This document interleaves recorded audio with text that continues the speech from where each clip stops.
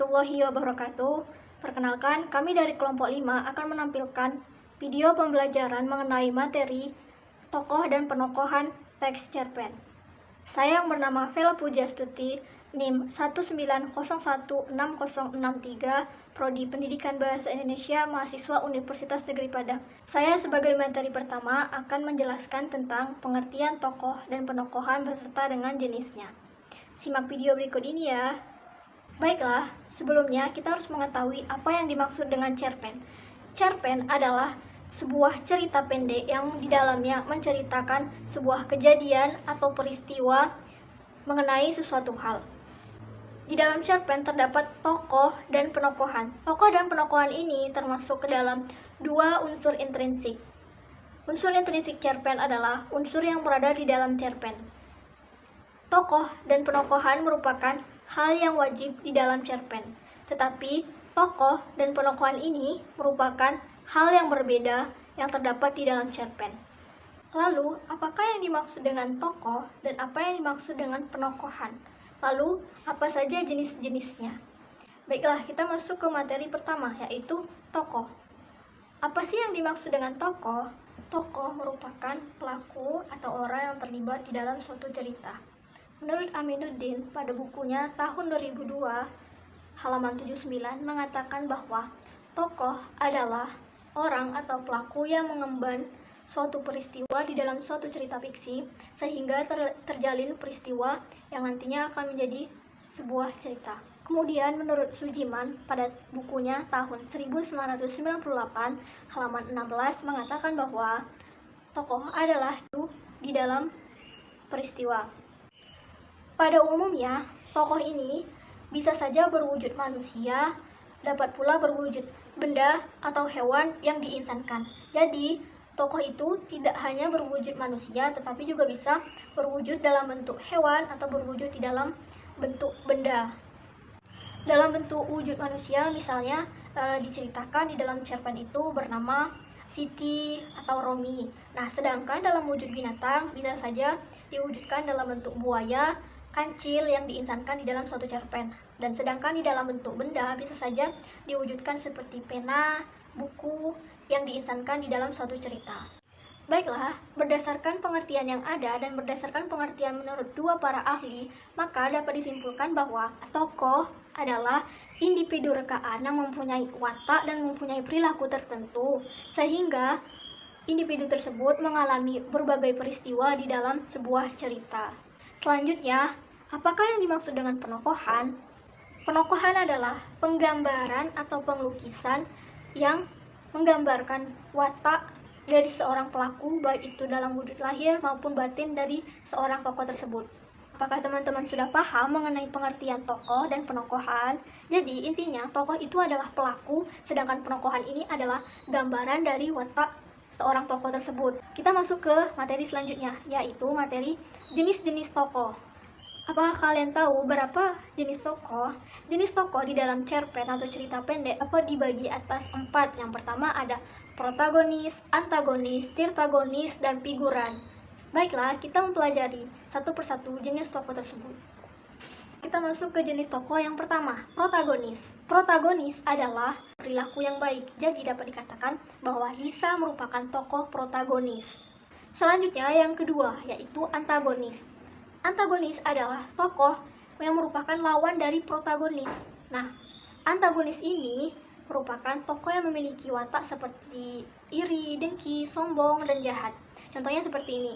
Contohnya sebuah kisah yang menceritakan kancil dan buaya. Jadi buaya ini merupakan tokoh antagonis. Buaya ini memiliki watak seperti sombong, iri, dan dengki. Baiklah, yang selanjutnya yaitu tritagonis. Tritagonis ini adalah sebuah tokoh yang mempunyai penengah antara antagonis dan protagonis. Jadi, tritagonis ini menengah di antara seorang tokoh protagonis dan antagonis. Biasanya, tritagonis ini merupakan tokoh yang mempunyai sifat seperti bijaksana dan mempunyai sifat yang arif. Contohnya seperti ini, di dalam sebuah cerita pendek itu diceritakan seperti kisah perjuangan dari seorang ibu. Nah, di sana terdapat penengah antara protagonis dan antagonis. Disebutlah di sana penengah antara Protagonis dan antagonis ini ialah Budi. Budi dapat dikatakan sebagai tritagonis karena ia merupakan penengah antara protagonis dan antagonis yang mempunyai sifat bijaksana dan arif sehingga bisa menjadi penengah di dalam cerita cerpen tersebut. Yang terakhir ada figuran. Apakah yang dimaksud dengan figuran? Figuran adalah tokoh yang memberi tambahan warna di dalam suatu cerita. Jadi figuran ini tidak memiliki peran utama dalam sebuah cerita, tetapi dia memiliki tambahan atau dapat memberikan warna di dalam sebuah cerpen tersebut. Baiklah, itu saja materi pertama yang saya bawakan. Selanjutnya akan disampaikan oleh materi kedua kepada rekan saya. Sekian dari pembelajaran yang saya sampaikan. Terima kasih. Assalamualaikum warahmatullahi wabarakatuh. Perkenalkan, nama saya Atika Rahma Putri, NIM 19016075. Saya mahasiswa Prodi Pendidikan Bahasa dan Sastra Indonesia. Materi yang akan saya jelaskan selanjutnya adalah penokohan dan teknik penokohan. Apakah semuanya sudah tahu apa perbedaan antara tokoh dengan penokohan? Tokoh di sini lebih memperhatikan peran dan sifat individu, sedangkan penokohan terkesan lebih deskriptif karena merupakan bagian pengarang menggambarkan tentang seorang tokoh tersebut. Setelah kita mengetahui tentang perbedaan antara tokoh dan penokohan, selanjutnya saya akan menjelaskan materi tentang teknik penokohan. Teknik penokohan di sini ada dua. Yang pertama, teknik analitik, dan yang kedua adalah teknik dramatik. Teknik penokohan yang pertama adalah teknik analitik, atau biasanya kita sebut dengan teknik secara langsung. Teknik analitik merupakan teknik penyampaian secara langsung atau secara tersurat melalui uraian, deskriptif, atau penjelasan. Contohnya seperti, semut selalu bekerja sama dengan teman-temannya untuk mencari makanan, namun si cicak hanya pandai meminta kepada si semut. Dari contoh tersebut kita sudah mengetahui secara langsung bahwa si semut orangnya rajin, giat dalam mencari makan, sedangkan si cicak orangnya pemalas. Yang kedua adalah teknik dramatik atau biasa juga disebut dengan teknik secara tidak langsung. Teknik dramatik ini biasanya disampaikan pesannya secara tersirat. Pengarang tidak mendeskripsikan secara eksplisit, jadi pembaca harus mampu menebak watak dan sifat tokoh tersebut. Pengarang dapat menentukan sifat dan watak tokoh melalui 5 cara. Yang pertama adalah bentuk fisik tokoh, yang kedua adalah jalan pikiran tokoh, yang ketiga adalah tindakan tokoh, yang keempat adalah lingkungan sekitar tokoh, dan yang kelima dialog antar tokoh. Sekian materi yang saya jelaskan, semoga teman-teman paham. Perkenalkan, nama saya Aprilia Rosa dengan NIM 19016071. Di sini saya akan menyambung dari materi yang sudah dibacakan oleh kedua rekan saya, yaitu tentang tokoh. Saya akan membahas mengenai 3 materi, yaitu fungsi tokoh, feel dalam tokoh, dan jenis konflik yang ada pada tokoh. Nah, yang pertama saya akan bahas mengenai fungsi tokoh. Tokoh memegang peran atau kendali dalam cerita, karena tokoh dapat memperkenalkan peristiwa-peristiwa dan menghubungkan antar peristiwa. Nah, tokoh-tokoh dapat memunculkan gambaran sifat-sifatnya. Karakter setiap tokoh mampu mempengaruhi fungsi peran dalam cerita itu sendiri. Nah, terdapat beberapa fungsi utama yang ada pada tokoh. Yang pertama yaitu berfungsi mengantarkan ke arah konflik cerita. Yang kedua, pembuka awal cerita. Dan yang ketiga, sebagai pembawa penyelesaian cerita. Dan yang terakhir, dengan adanya tokoh ini, cerita akan lebih menarik dan lebih memuaskan. Coba bayangkan jika tidak ada tokoh dalam sebuah cerita, tentu saja akan sangat-sangat monoton dan tidak ada konflik yang ditimbulkan. Nah, yang kedua yaitu tentang feel dalam tokoh. Feel yang dimaksud dalam tokoh ini adalah perasaan intens yang ditujukan kepada seseorang atau suatu reaksi terhadap seseorang atau kejadian. Jadi feel dalam tokoh ini sama dengan perasaan yang dialami oleh pembaca terhadap apa yang ia baca dalam sebuah cerita itu sendiri. Nah, feel dapat ditujukan ketika seseorang merasa senang mengenai sesuatu, marah terhadap seseorang, ataupun takut terhadap suatu kejadian. Kita memberikan rasa di dalam sebuah cerita agar pembaca dapat menghayati apa yang kita sampaikan, agar feel yang kita bawakan dapat tersampai kepada pembaca. Nah, feel di sini memegang peran penting dalam sebuah cerita. Ia bagaikan nyawa yang bisa menghidupkan cerita.